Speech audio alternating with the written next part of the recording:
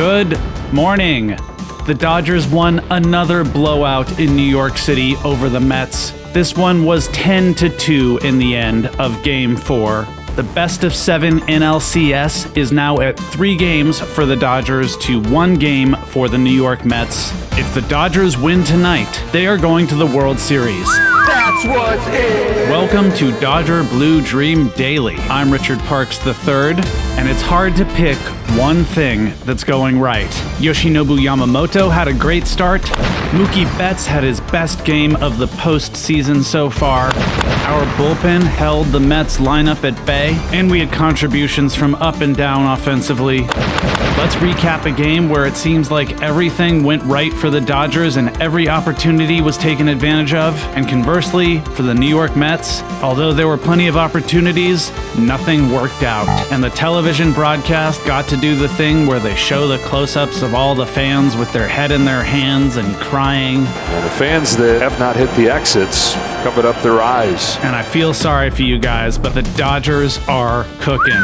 It is Friday, October 18th, 2024. Game 5 of the NLCS is at 2:08 p.m., very specifically Pacific time in New York today. We've got LA native Jack Flaherty on the mound, and the Dodgers have a chance to win the NL Pennant today. My Venmo name is Richard-Parks3. That's the Roman numeral, 3 capital I's. Please send me money. I really want to buy a ticket to a World Series game. That's what's in. But first, about last night. What is up? Game 4 about to start at 5:08, very specifically Pacific time. No Freddie in the lineup today. Freddie had an incredibly rare day off, resting his bum ankle. Was that cause for concern? There's a shot, right center field, and Ohtani lights the fire. A leadoff home run. Dodgers 1, Mets nothing in Game 4. It's hard to feel concern when Shohei Ohtani hits a 116-mile-per-hour exit velo home run to lead off the game. But if I had to pick one standout last night from the Dodgers' offensive route, it would be the third MV3, Mookie Betts. Pitch. Betts with a bullet down the left field line. That's going to scoot by Nimmo. Taylor's in to score. Ohtani's headed for home. Lindor won't even try a throw. 2-run double Mookie Betts. The Mets seemed to be trying to pitch around Shohei Ohtani and walked him 3 times after this, and so Mookie went 4 for 4. Mookie Betts sends a high fly ball to deep left field. Nimmo's going back at the wall. It's gone! Mookie Betts goes deep. The Dodgers have broken it open. And he's got another base hit here. A 4-hit game for Mookie Betts. A double, a single, a home run, 3 runs scored, and 4 RBIs. Hey, little homie.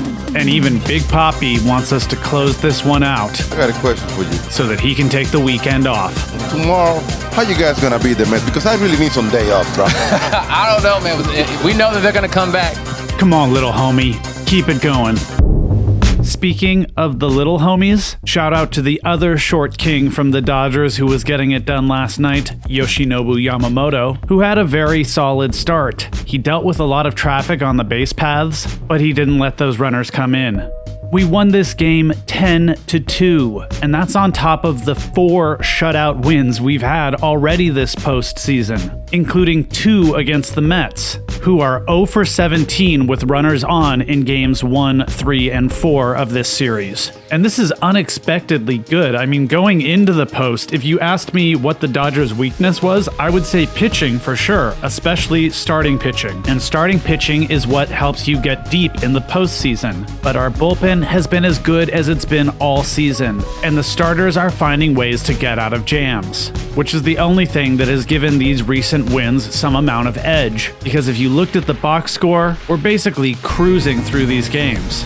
And I said at the beginning that we've had contributions from up and down the lineup, and obviously that's true if we scored 10 runs. Our boy Chris Taylor, CT3, even had a knock and a run scored in this game. Max Muncy tied a postseason record by getting on base for the 12th consecutive time. And Kike had a couple hits and knocked in a run. I mean, I don't want to get cocky, but what is going on here? What do you think, little homie Mookie? No, this is the second game we won without Freddie, so maybe Freddie need to not play anymore.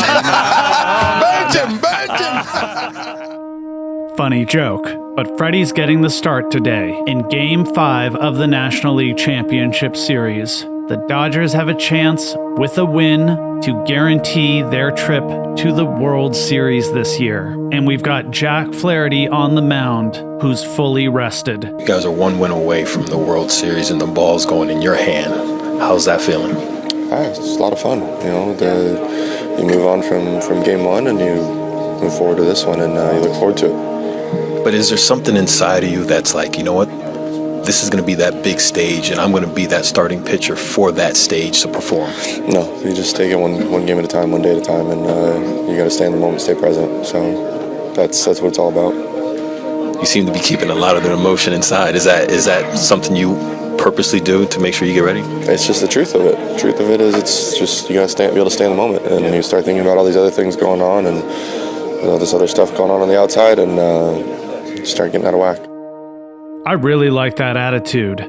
Let's stay humble. All we have is now.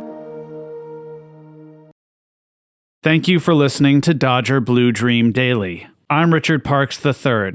Music in this episode by Jonathan Snipes and William Ryan Fritch. Production assistance from Tyler Hill. If you like the show, please leave us a rating and a review, and help me spread the word. Until next time.